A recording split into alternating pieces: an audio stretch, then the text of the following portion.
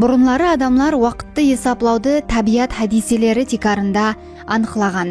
Яғни олар құяштың шығуы, батуы, терек һәм тас саяларының ұзаюы, ямаса азаюы бағыты арқалы анықлаған. Сондай-ақ түн һәм күннің алмасуын, жұлдызлар һәм планеталардың әрекетін бақылау арқалы уақыт аралығын белгілеген.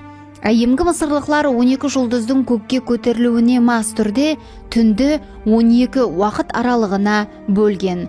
Олар күнді де тап сондай бөліп, біздің 24 сағатлық күніміз мысырлықлардың кеш һәм күндізді бөлуіне тикарланған. Соның менен бірге олар саялы саат көрсеткішлерге ие ағаш бөлеклерді іслеген. Нәтижеде күнді 12 дәуір болатығын бұл сая ямаса құяш сааты бірінші саат болған.